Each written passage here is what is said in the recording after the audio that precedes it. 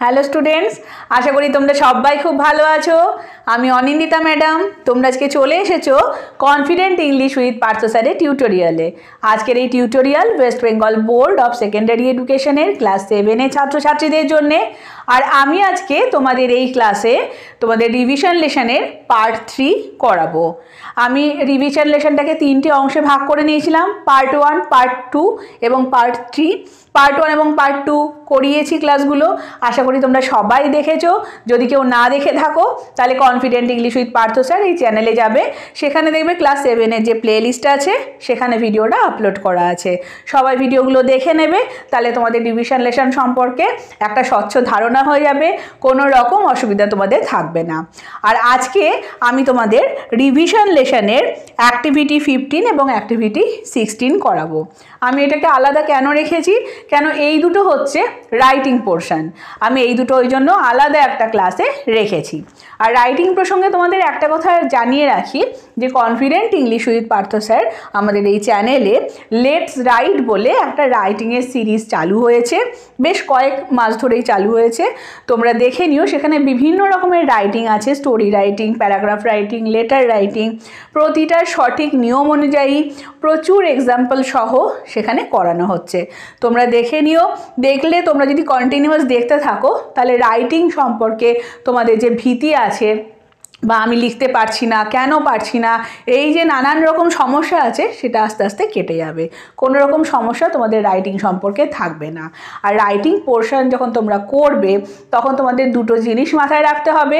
প্রথমত, তোমরা খুব ছোট ছোট বাংলা ভাববে, তার ইংলিশ ট্রান্সলেশন করবে। খুব জটিল কিছু বা কঠিন কিছু ভেবে সেটা আমি লিখব এরকম চেষ্টা করবে না, তাহলে কিন্তু ভুল হবে।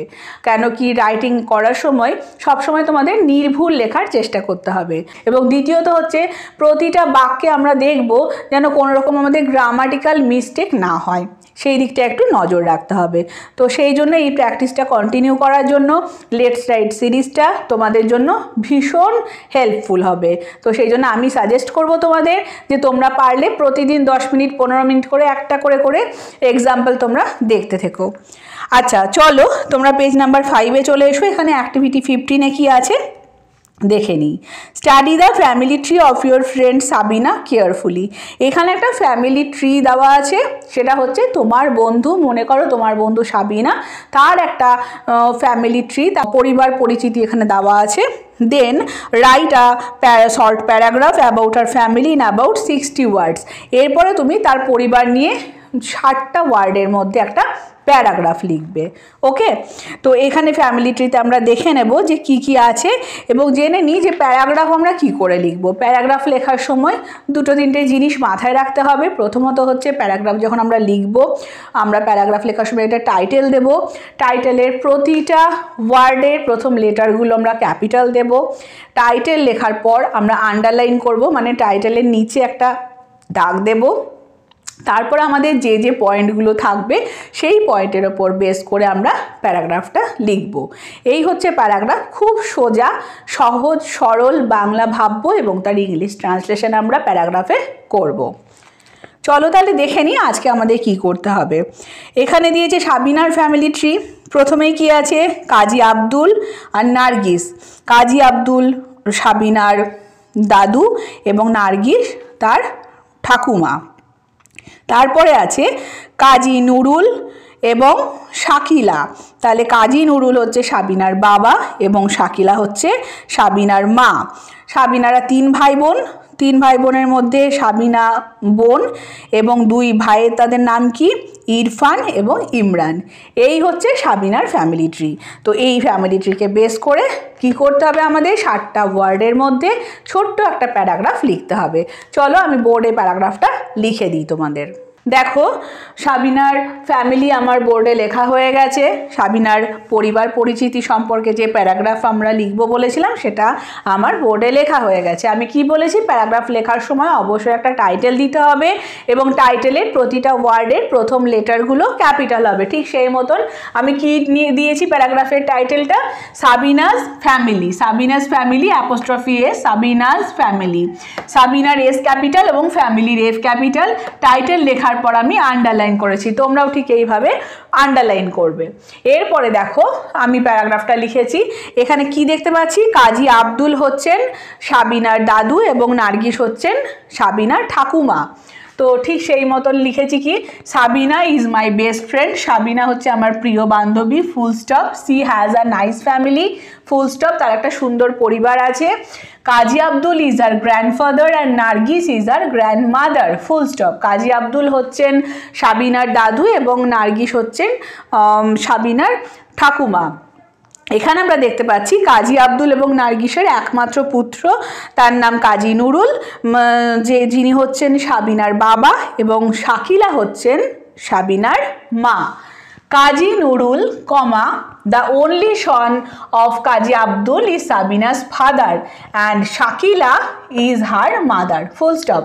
তাহলে দেখলে বাক্যটা আমি কি করে লিখলাম, কাজী নুরুল, কমা, the only son of Kaji Abdul is Sabina's father, কাজী নুরুল, কমা দিয়ে যে হচ্ছেন কাজী আব্দুলের একমাত্র ছেলে, তিনি হচ্ছেন সাবিনার বাবা, এবং শাকিলা ইজ হার মাদার, এবং শাকিলা হচ্ছে সাবিনার মা, ফুল স্টপ।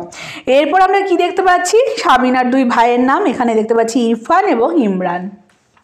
তাহলে এখানে কিভাবে লিখেছি আমি দেখো, Sabina has two brothers namely Irfan and Imran, যেহেতু এগুলোর নাম সেই জন্য প্রথম লেটারটা ক্যাপিটাল, ফুল স্টপ।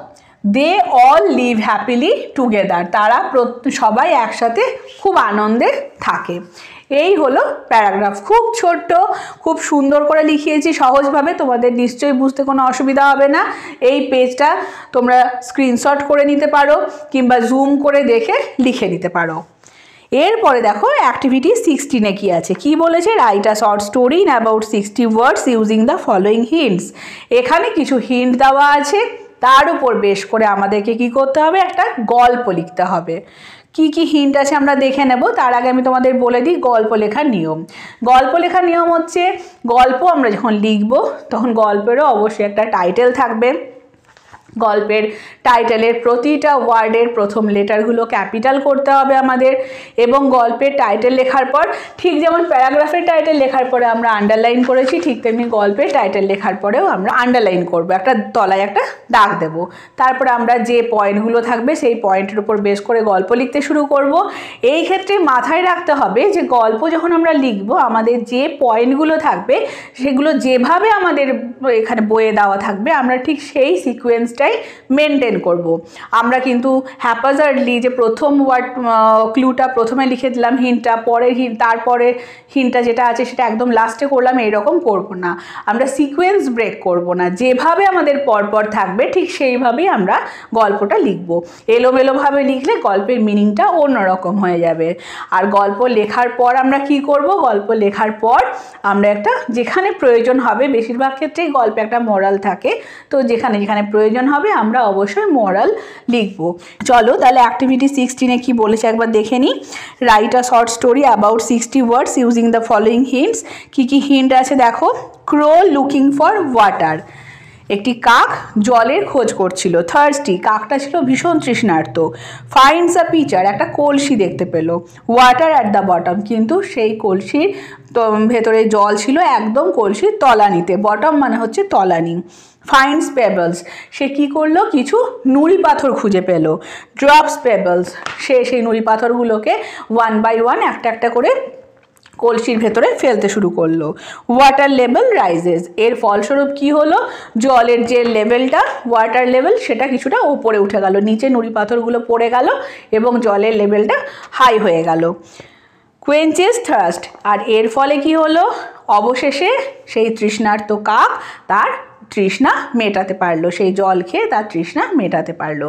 তাহলে এই হচ্ছে আমাদের গল্পের পয়েন্ট। এই পয়েন্টের উপর বেস করে আমাদের গল্পটা লিখতে হবে। ভীষণ তোমাদের পরিচিত একটা গল্প, আশা করি এই গল্পটা তোমরা সবাই পড়েছো বাংলাতে। তো চলো আমি এখন গল্পটা তোমাদের লিখে দিই এবং গল্পের একটা টাইটেল দেব ও গল্পের একটা মোরালও দেবো। এখানে কোন কোন মোরাল অ্যাপ্রোপ্রিয়েট হবে সেটা তোমাদের লেখাতে লেখাতে বলে দেব। চলো তাহলে তোমাদের গল্পটা লিখে দিই। দেখো আমার গল্পটা লেখা হয়ে গেছে। আমি যেটা বলেছিলাম যে গল্প লেখার সময় গল্পের টাইটেল অবশ্যই দিতে হবে, এবং টাইটেল যখন আমরা দেব তখন প্রতিটা ওয়ার্ডের প্রথম লেটারগুলো ক্যাপিটাল করব। তো ঠিক সেই মতন আমি গল্পের টাইটেল কি দিয়েছি দেখো, a clever crow and a pitcher, একটি বুদ্ধিমান কাক এবং একটি কলসি, এবং প্রতিটা ওয়ার্ড লক্ষ্য করো প্রথম লেটারগুলো দেখো ক্যাপিটাল আছে। A clever crow and a pitcher, প্রতিটা লেটার প্রথম লেটারগুলো লক্ষ্য করো দেখো ক্যাপিটাল। টাইটেল লেখার পর আমি আন্ডারলাইন করেছি, তোমরাও এরকম আন্ডারলাইন করবে টাইটেল লেখার পরে। তারপরে দেখো গল্পটা শুরু করেছি। It was a very hot summer day, এটা ছিল প্রচণ্ড গ্রীষ্মের একটা দিন। A crow felt very thirsty, full stop, একটা কাক খুব তৃষ্ণার্ত বোধ করছিল। He flew here and there, but nowhere did he find any water. Full stop.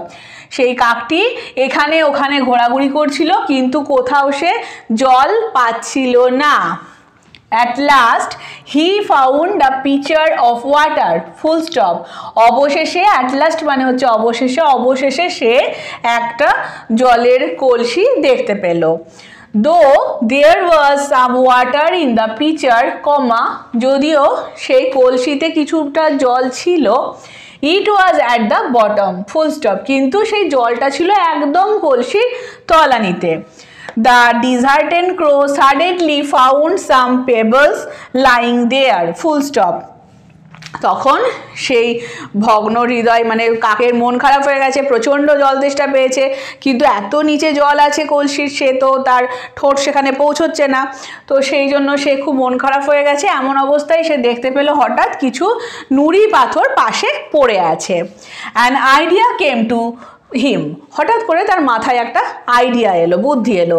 He took the pebbles with his beak, সে তার He took the pebbles with his beak, সে কি করলো কিছু নুড়ি পাথর তার ঠোঁট দিয়ে তুলে নিল, and dropped them into the pitcher, full stop, এবং সেইগুলোকে একটার পর একটা কি করলো কলসির মধ্যে ফেলতে শুরু করলো।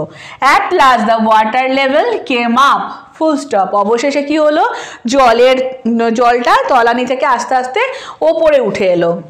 He could now easily reach his beak to drink water, full stop, এর জন্য কি হলো সে কিন্তু খুব সহজেই এইবার তার ঠোঁটটা জলে পৌঁছচ্ছিল, কারণ জলটা তো ওপরে উঠে এসেছে, নুড়ি পাথরগুলো নিচে পড়ে গেছে, জলের লেয়ারটা ওপরে উঠে এসেছে।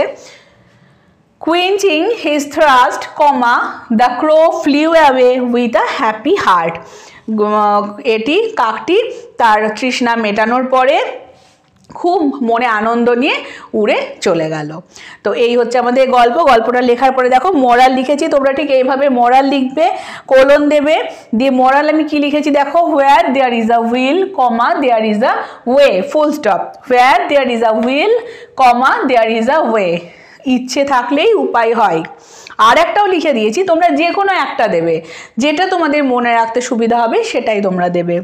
Necessity is the mother of invention, full stop, necessity is the mother of invention, full stop, প্রয়োজনীয়তা হচ্ছে আবিষ্কারের জনক। আমার যদি প্রয়োজন হয় তবেই আমি নতুন কিছু খোঁজার চেষ্টা করব, আমার যে জিনিসটা প্রয়োজন অথচ সেই জিনিসটা আমার নেই, তখন আমার সেই জিনিসটার অভাব আমি বোধ করব এবং সেটাকে পাওয়ার চেষ্টা করব। তো এই হচ্ছে মোরাল। দুটোর মধ্যে যেটা তোমাদের সহজ লাগবে সেটা তোমরা লিখবে। Where there is a will, there is a way, full stop. আর একটা লিখিয়েছি সেই জন্য অবলিক দিয়েছি, দুটো কিন্তু লিখবে না তোমরা। Necessity is the mother of invention, full stop. আমি গল্পটা আর একবার তোমাদের বলে দিই। A clever crow and the pitcher, underline. It was a very hot summer day, full stop. A crow felt very thirsty, full stop. He flew here and there, but nowhere did he find any water, full stop. At last, he found a pitcher of water, full stop. Though there was some water in the pitcher, it was at the bottom, full stop. Bottom মানে হচ্ছে তলানিতে। The disheartened crow suddenly found some pebbles lying there, full stop. An idea came to him, full stop.